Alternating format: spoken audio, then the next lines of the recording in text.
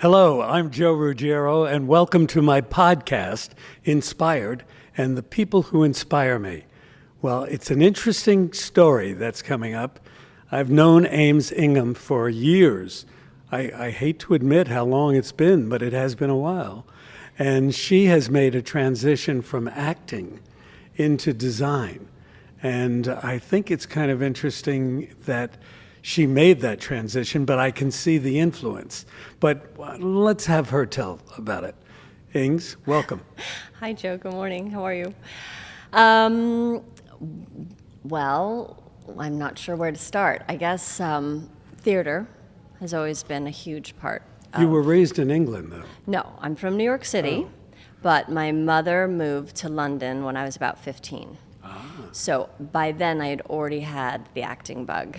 And so when she moved to London, it was very exciting because, of course, the best theater, I think, is in London. Absolutely. So when I would visit, I was already in boarding school by the time that she was in London. So when I would go for my holidays, I didn't really have a community there, so I spent a lot of time on my own running around and exploring the city and going to the theater all the time. I would go to a matinee and then something at night, and there's all these wonderful theaters above pubs and everything. Even the smallest little 10-pound shows were fantastic. So that is kind of how my love for the theater grew. And then I ended up going to college at the Claremont colleges, and I came out to California to also pursue sort of the film world because I loved film as well. What else to do when you move west? Yeah, exactly. like everybody else in Los Angeles. And then,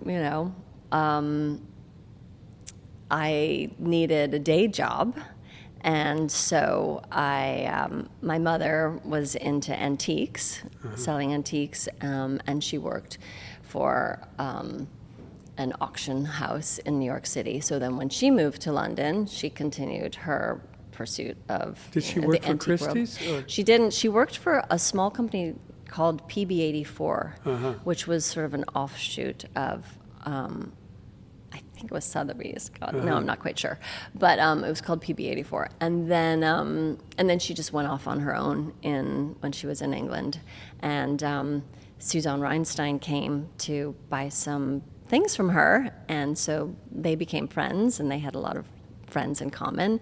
And so when I was in Los Angeles and I needed a job, she said, "Why don't you go see if Suzanne needs some help?" Right. And that's how it kind of kicked off my career in interiors, because that wasn't the plan at all, but it was such a great creative job. It was much more fun than waiting tables or even PAing or something. I have definitely tried everything, like most people who come to Los Angeles. I did wardrobe for a while, I did craft service for a while, I did sets, and then I was really missing the theater, so I jumped into finding a theater company. And so I was involved with a couple of different theater companies, but then I met some people who I thought were extremely interesting and talented, and we all decided to buy a building for a theater company ourselves, and that was a really exciting time in my life. Where, I bet. Now, it wasn't the Roundabout Theater. No, it was called the Evidence Room, and Bart DiLorenzo was the artistic director, and he had already formed this company that I ended up joining. But we were getting kicked out of this amazing warehouse in Culver City.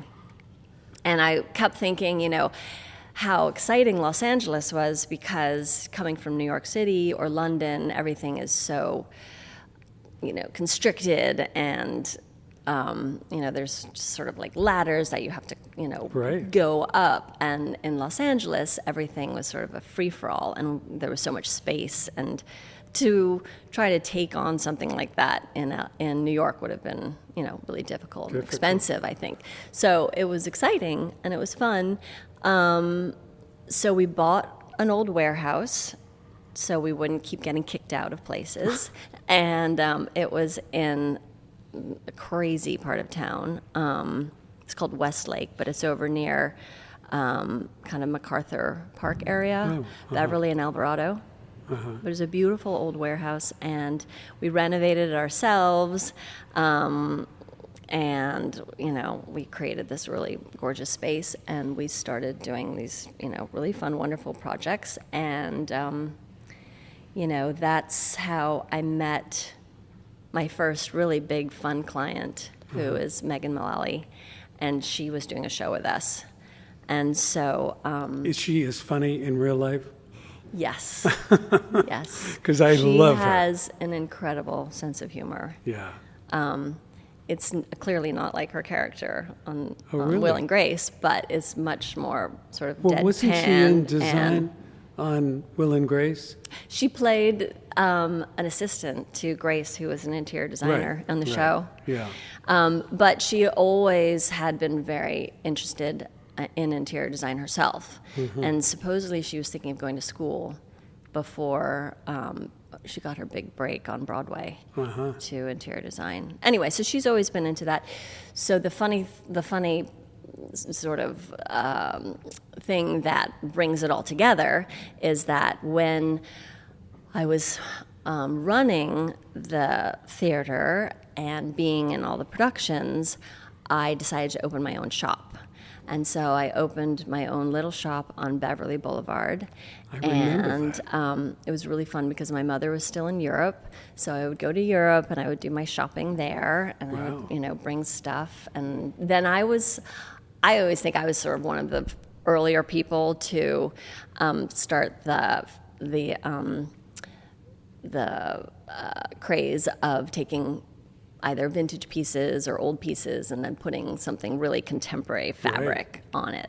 And so I think that's why my shop got, sort of a little love, because, it was a little different from what everybody else was doing. It was kind of eclectic. Right. And now, mixing things up a lot. I have my own furniture collection, and I'm still in business with that. It's great. And amazing. It's the classics, but I put contemporary fabrics on these traditional frames. Yeah. And for some reason, because I'm connected with Sombrella, I design a lot for them.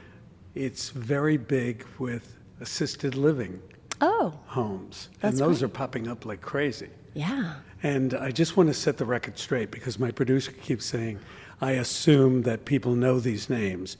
But Suzanne Reinstein. Right. I'm a big fan of hers, and she had a shop called Hollyhock, and also a design business that is very well respected. And you were her assistant. Yeah. That's interesting. Tell me a little about that. So I went into the shop on Larchmont. She started, her first shop was this pretty small little storefront on Larchmont, really charming, very sort of English antiques, very 80s One of a kind style. items. Yeah, not like Los Angeles at all. Right. It was stood out That's very right. much. And it's very Hancock Park style too. So she was doing a lot of her friends' houses and got her start that way.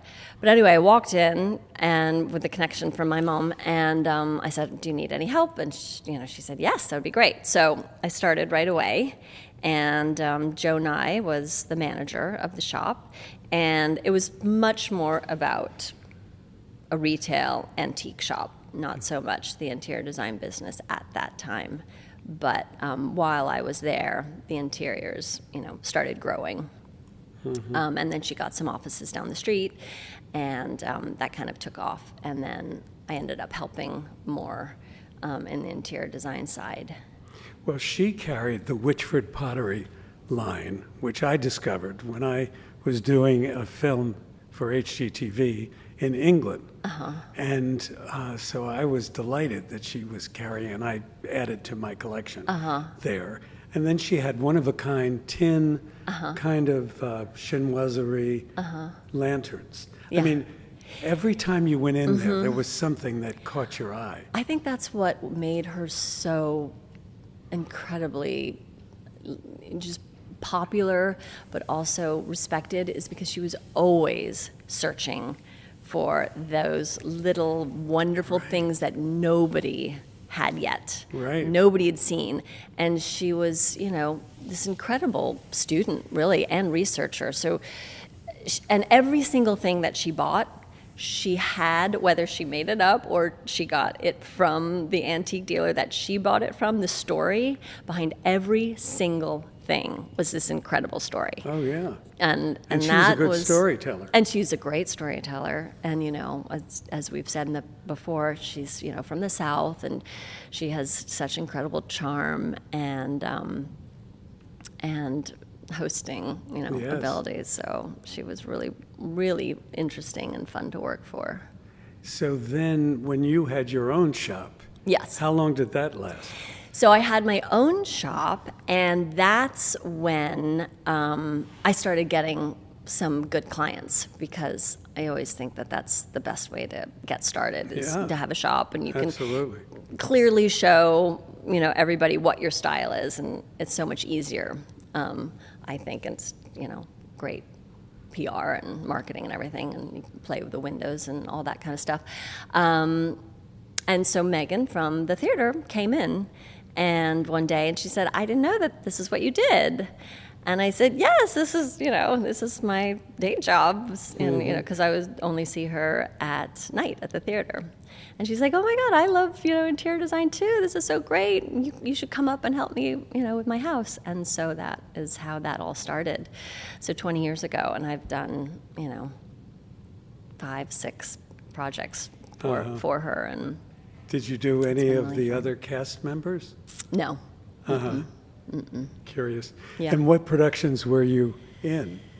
New productions or oh God, it was so long new ago. scripts? Or A few new scripts, a few redos, and some classics. I always thought that acting was very much a part of interior design. Yeah. Because you have to perform. And not to quote William Shakespeare, but life is a stage. Yes. And all of us are just performers. And It's I true. agree with that. Yeah, it's totally true. Plus, you're creating worlds in both That's right. places. And saving marriages and creating, That's true. environments that can add. I always said you have to be a good white liar, which you learn from Absolutely. acting, because that's true. Talk about marriages, dealing with family dynamics when Right. you're doing interiors. Who makes the decisions, the wife or Mm-hmm. the husband? I heard somebody say, I know there are 2 mouths, but I only want to hear one. When they would deal with Well, their... that's right. Yeah. It's so difficult because I was a psych major and a sociology minor, and I really kind of brought them together.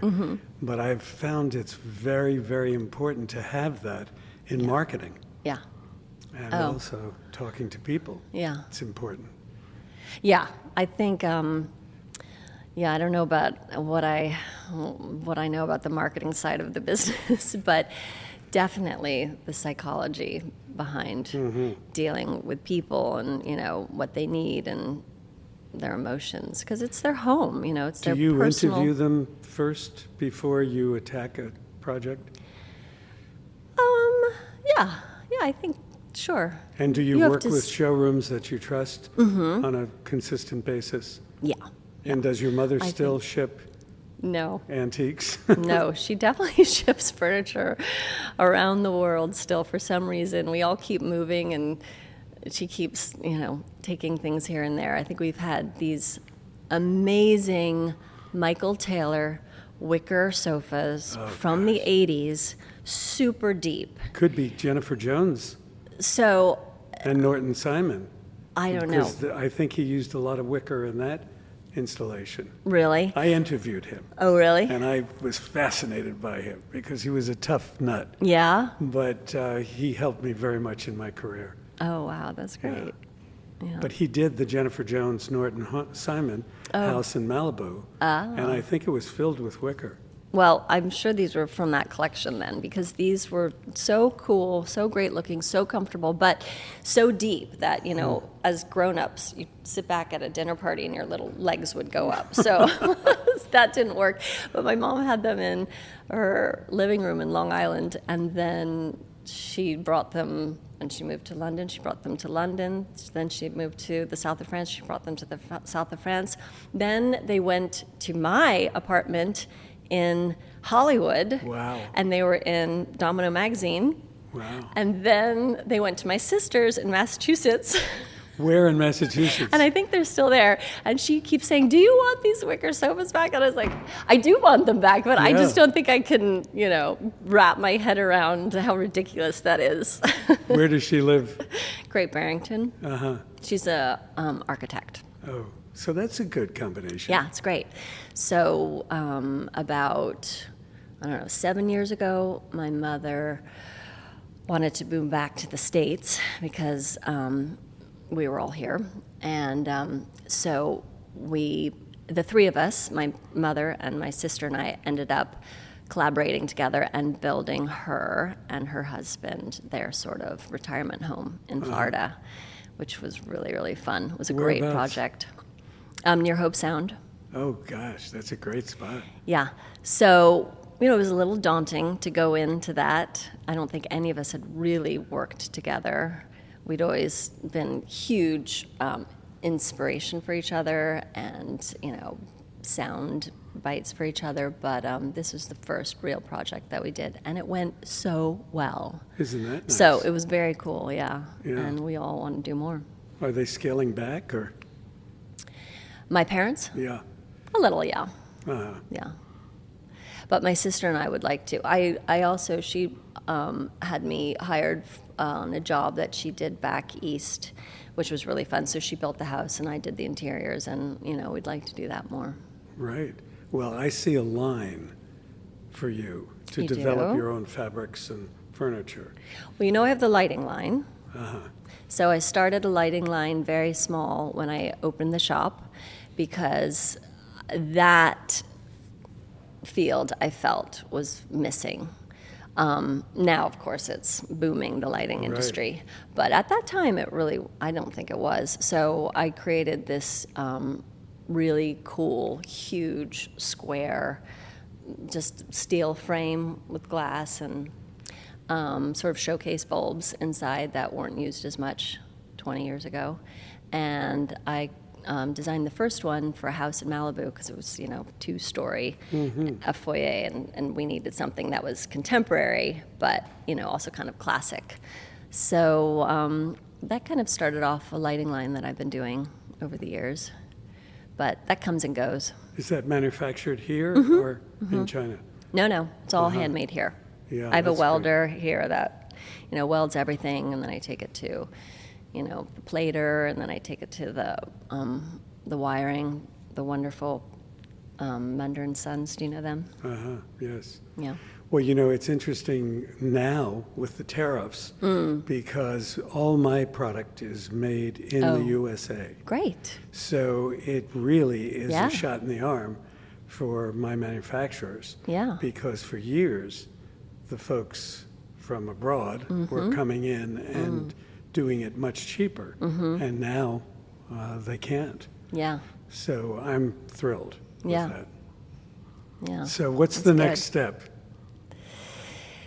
The next step is hopefully I will be developing my own real estate projects.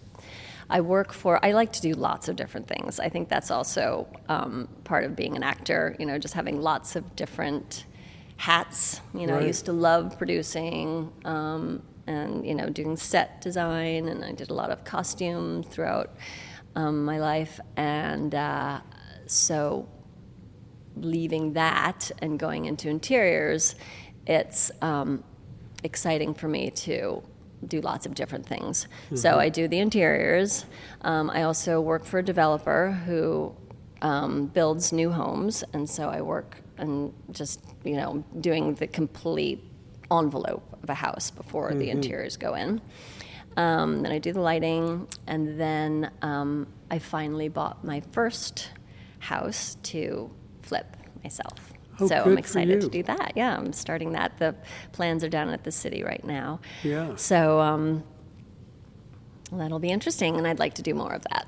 Well, flipping is interesting. My daughter in Minnesota flips. Yeah? And she must have flipped 6 houses. Great. And she worked for a stager at one point. So she has these houses looking fabulous Yeah. when she sells them. I bet. But I don't know if she's lost interest because she's settled kind of on her dream home in Minneapolis, but in Bloomington. But I think she really wants to come back to California because she does not like the weather. Yeah. Yeah, that's kind of tough. Yeah, that must be really hard. What is it about California? Is it It's the creative crazy. juices that I don't know. I think, they say it's the lighting. it is And different? there is something very magical about the lighting. I remember coming here. I was a moody teenager and in boarding school in, drippy New England. So I can see getting depressed here and there would be obvious or, natural. But the minute I got to California for college, it was just like, Yes. it's just Absolutely. such a more positive, freeing, I don't know. Well, I was working for Home Magazine, as you remember, and they decided to move the editorial to New York, and they sold it to Hachette, which was a French company. And I didn't last very long. And I was sort of cleaning up my desk, and the Kohler Company approached me and said, "We want you to be the national spokesperson." And I was like, whatever. And he poured into the storm. And they said, but all you have to do is raise $10 million for the Kohler Coordinates program. I was like, wow, I've never fundraised before. And my wife, God bless her, she said, oh, you can do that. And they did give me a cheat sheet of the people who had expressed interest in sponsoring it. So I went to them and I got them, and then I added to that list. And before I knew it, we had the 10 million. So Good job. I did that for years, and they supported all of my TV and all of my projects. And I recommend to anyone going into the design business, jumping ship, that they have a mentor and that they have somebody that can foot the bill as Yeah. you speak. Yeah, definitely. So, at any rate. So what's in the future? You don't want to do your own line. I don't want, no, I never say never. You've done the lighting. I've done the lighting, and I worked on a new collection that I was very excited about. I was trying to incorporate more repurposed chain and objects and metal. That was during the pandemic, so I was going to open another shop actually during the pandemic, and I was, I had the space, I had renovated, I was about to open the doors, and then, 2020 April or whatever that was, happened, and I just decided to put a pin in the whole thing. So I don't know if I'm gonna, do more Retail? manufacturing and stuff. Wallpaper could always be fun. Interesting. It's having a Everybody's having a resurgence. with Yeah. wallpaper. But I always like to find what is missing, Yeah. And I will I know what it is, but I don't want to talk about it. Oh, okay. But I do have my next idea, Okay. and I am working on that, and it has to do with sculpture. Huh. Yeah. That's And it interesting. feeds off of, working with my welder for all these years. Are you a sculptor? No, I'm Oh. not. But I love sculpture. I love shapes, and I love things that are more masculine and hard-edged, and and geometric rather than flowery botanical type, you know. So I do want to pursue that and get going on that. That has been something that has been in my That's interesting. journaling notebook for a long Yeah. time. So Do we all plan our future, or does it evolve? I've spoken to people both in agreement, but how does it happen with you? I think it Are has there to whispers? evolve. I think it has to just evolve because, you know, if you plan anything. Well, you certainly have evolved. From Yeah, the because I theater haven't planned anything. to the shop. My new nickname is Wingham. Ames Wingham. That's perfect. Somebody gave that to me. I was like, oh, that's good. It sounds like That's Johnson. good. No. But I do tend to be a little spontaneous. I think Yes. it's more fun to be, you know, curious and spontaneous and be able to pivot and go in any direction that comes your way and be game for anything, you know? Well, when I published my book, Mm-hmm. I went on a book tour, and I met Oprah Winfrey. Cool. And I became very good friends with her. She really helped me a lot. And she said, there are no accidents. Everything happens for a reason. And I believe that is so true. You know, we say, oh, I should have done that, and I didn't do that, and whatever. You have to listen to the universe, and you have to trust your gut. But I think on the whole, things do happen and evolve for a reason. Yeah. Just let it take you. That's my advice. So is that, I agree with you. I mean, is that an excuse to sort of help us I don't know. deal with life and, Well, you know, sometimes- what is the purpose? Why are we here? Well, Or do you really believe in the woo-woo of it? Well, I do believe in a certain amount because I guess it's my psychology and sociology background. But when I met Oprah, she was doing a little show in Baltimore called People Are Talking. She had a co-host, and she was much different than she is today. Yeah. Big afro and what have you. But I said to my wife, this girl's going places. And my wife said, why? And I said, because she listens. She actually listened to what I had to say. And she was interested. Right.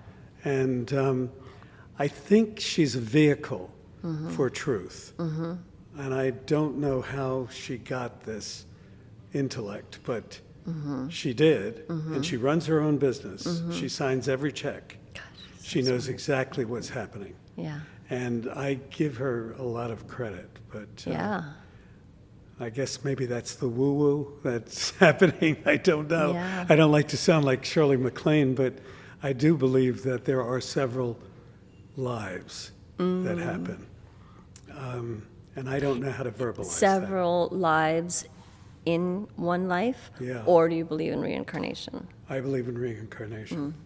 But I don't know how I believe it. Did I exist back in the 15th century? I don't know. But I think I'm an old soul. Yeah. But Do you ever go to, readers or fortune? no, I did go to a numerologist once, and she was very effective. My son is deceased, and I do believe that he gives me signs. Yeah. There are the angel signs, 1, 2, 3, and 4. And I'll wake up in the middle of the night, and it'll be on my clock, 111. Oh, wow. And then I will hear him speaking to me. Oh, wow. I know this sounds like woo-woo. No, I think But it's fantastic. It's That's my so way nice. of communicating with him Yeah. because he was an amazing guy. Yeah. And he tells me things about how his children should, behave and Oh, wow. what his wife should be doing. Oh, And, wow. So he gives you she's- advice. And he creates jobs. He created a job for his wife that was just perfect. Really? We belong to the Calabasas Country Club, and I love this course because it's so spectacular, and they're so good to me. But it's where we had his memorial service because he was a great golfer. He was a scratch handicapper. Oh, cool. And then we used to do a memorial tournament each year.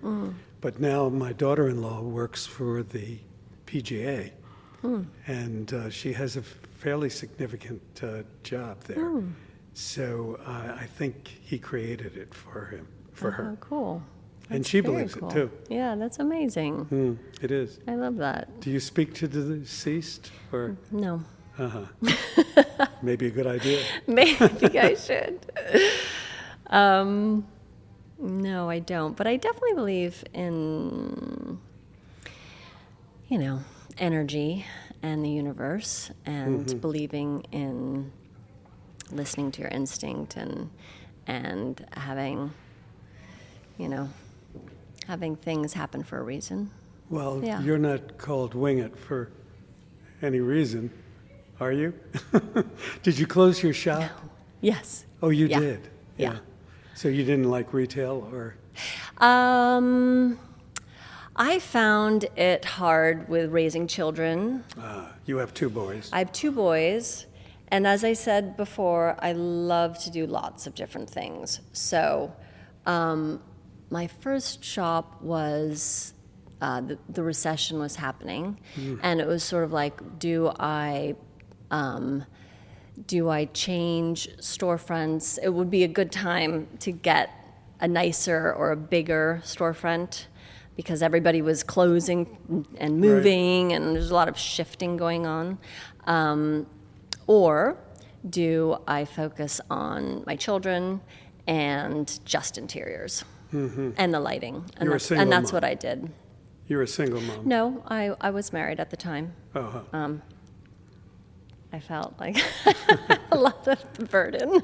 well, that's good. I have a daughter who's a single mom, and she's done very well. Yeah, And he does participate, so Yeah. that's important. yeah, definitely. Very important. Yeah, no, it's We very had a marriage important. counselor on, because, my 5 panels are design, interior design, food, gardening, old Hollywood history, because this used to be the Warner Ranch, and there's great history of movies that have been filmed on this property. So it's interesting to I revisit. I saw all the photographs and the posters, and I was wondering Right, that's what the connection it was. about. But yeah, I didn't realize I thought they were, okay, that's great. Well, it was the summer home of Harry Warner, and he and his wife loved to ride horses. And they built these 2 barns, which became famous because they were in National Velvet with Elizabeth Taylor. Oh, fantastic. And so that started it all. And Yeah. when you consider what was done here, Juarez was filmed here with Betty Davis, and they created a whole village, and then it was only one-sided, so they knocked it down and did something else. But a lot of westerns like High Noon were filmed part and parcel. Amazing. Yeah, it really is. So it kind of gives me the heebie-jeebies. I know, But I we love old did Hollywood. like to broaden our interest, and I had this divorce lawyer on. Oh, And he's one of the big divorce lawyers, and he gets cases for over 100 million. So a lot of celebrities. yeah. But he tells me that most of these divorces should not happen, that they don't talk to each other, Yeah. and that he helped the communications between the couple. But many of them just go headstrong into, nope, got to try something different. Yeah. And, Yeah, it's easy after you get divorced to sort of analyze because Why? and if there's been enough time, you're not as emotionally upset, whether it's sad or angry or whatever gets you in your conflict. Right. When you've had some time and it's all over, it's easier to agree with him maybe that most marriages should be saved, especially if there's kids involved. Right. And I feel like there are times when it's popular to get divorced, and I sort of feel like Now we're coming around where it's less popular and people are realizing that it's not all about the me, and That's it's right. worth trying harder to possibly, save a family, because it is so hard on kids. Absolutely. My parents are each on 3 marriages. Oh, really? So for me, I was just like, hey, it's not a big deal. I'm from the 70s, and, everybody was getting divorced. That's And right. then when my marriage was difficult, I was just like, oh, it's not the end of the world. It's just another option. Right. But then when you actually go through it yourself and you have kids, it's just like, wow, that was a lot harder than I thought it would be. Yeah. Absolutely. And is he still involved with Yeah. raising the boys? Oh, yeah, So very that's much. good, too. Yeah. But we had a faith discussion. I brought this lady in because I was so impressed at her Bible studies. And she tried to explain what's going on in the minds of people today. They're afraid. And they're going back to God because they feel that it's the only common denominator in what is going on in the world, which I thought was very interesting. That And is. she was very logical the way she spoke. And this morning at breakfast, I spoke to a lady whose daughter has gone through 3 marriages. And she said, each of the guys are great. It's my daughter that's the problem. I thought that was very interesting for the mother to admit Yeah. that. Yeah. So, Wow. Well, going back to listening, being a good listener yes. and caring, Yep. and That's caring right. about what you're hearing. That's right. And I think when the communication breaks down, there's not much you can do. No. I And agree. sometimes you are just, beating yourself up against a wall, and it's just not worth it. No. So I don't think that all marriages could have been saved. I mean, sometimes you just marry the wrong person and you grow gotta differently, know- and it's not You the got to end of the know world. when to hold them and when to fold them. Yeah. So I really agree. But it's so nice having you as my guest, even though it's How been did we many, end many up in years. this direction? It's many, many years. I don't know. But thank It's you. so great to Ames see you Ingham. again, and thank you for having me on your show. Thank you.